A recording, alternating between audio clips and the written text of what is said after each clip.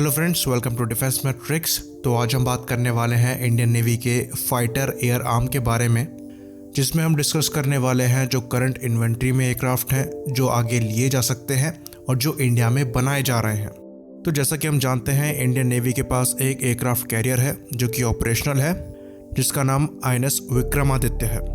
तो INS विक्रमादित्य से MiG-29K operate होते हैं, जो कि रशियन ओरिजिन के एयरक्राफ्ट हैं और अराउंड 45 के नंबर में इंडियन नेवी की सर्विस में है। तो MiG-29K के बारे में हम बात कर चुके हैं। जो इसकी अवेलेबिलिटी है वो काफ़ी पुअर थी। CAG की रिपोर्ट के हिसाब से इसकी जो अवेलेबिलिटी थी वो 30 से 40% के अराउंड थी, जिस पर बाद में जो स्टेटमेंट किए गए उसमें ये चीज़ क्लेम करी गई कि जो अवेलेबिलिटी है इसको बढ़ाकर 70% के आसपास किया गया है, क्योंकि जो स्पेयर वगैरह की रिक्वायरमेंट थी उस पर काफ़ी काम किया गया है इंडियन नेवी और रशियन साइड के द्वारा, और एक सिस्टम को बनाया गया है ताकि जो स्पेयर अवेलेबिलिटी है वो प्रॉपर रहे। तो यहाँ पर एक और चीज़ क्लियर करना चाहेंगे, ऐसा माना जा रहा है कि जो अवेलेबिलिटी है वो 70% है, कोई ऑफिशियल डेटा इस पर नहीं है।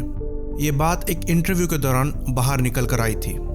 तो इंडियन नेवी का जो एयरक्राफ्ट कैरियर INS विक्रमादित्य है उसकी जो कैपेसिटी है वो अराउंड 26 MiG-29K की है।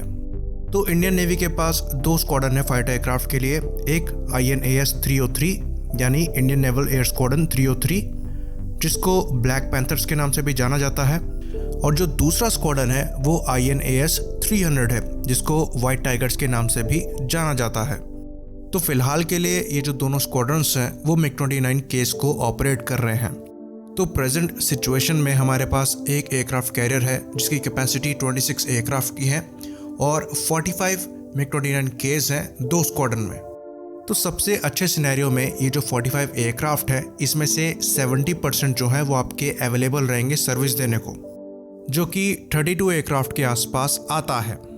तो अगर 32 एयरक्राफ्ट आपके सर्विस देने को अवेलेबल हैं और एयरक्राफ्ट कैरियर की जो कैपेसिटी है वो 26 है, तो जो एयरक्राफ्ट कैरियर है वो पूरी तरीके से ऑपरेट कर सकता है अपने पूरे पोटेंशियल में।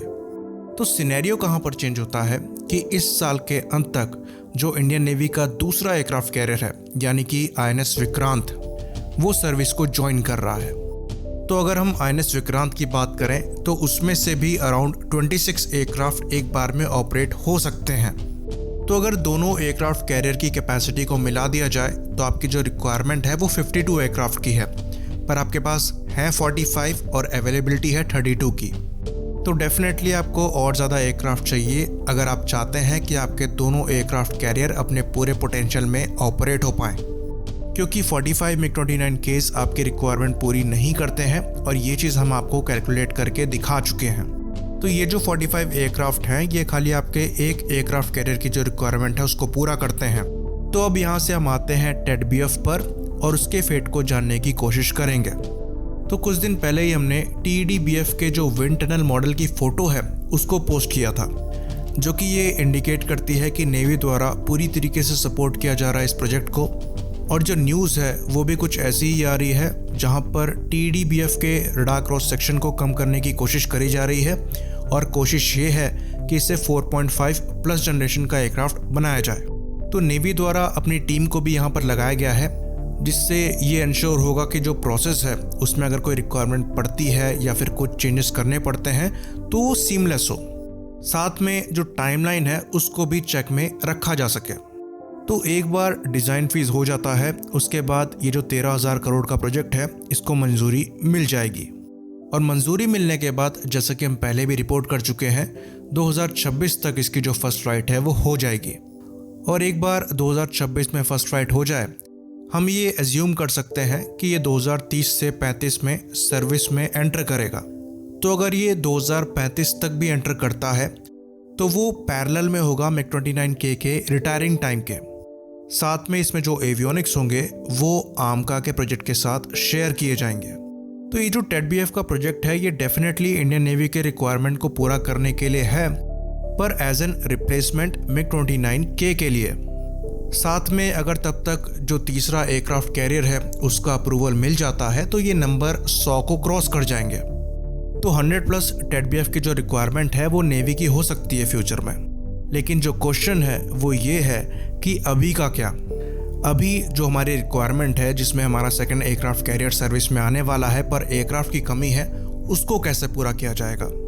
तो 2017 में इंडियन नेवी द्वारा एक RFI को फ्लोट किया गया था करीबन 36 एयरक्राफ्ट के लिए, जिसके जो मेन कंटेंडर हैं वो अमेरिकन F-18 सुपर हॉर्नेट और फ्रेंच रफाल हैं। तो इससे रिलेटेड 2020 के दिसंबर में एक न्यूज़ आई थी कि जो इंडियन नेवी है वो एयरफोर्स के साथ मिलकर अपने फ्यूचर कैरियर बॉर्न एयरक्राफ्ट को देख सकती है। तो यहाँ पर हम बात कर रहे हैं इंडियन नेवी के जो कैरियर बॉर्न एयरक्राफ्ट हैं उनको MMRC 2.0 के साथ देखने के लिए।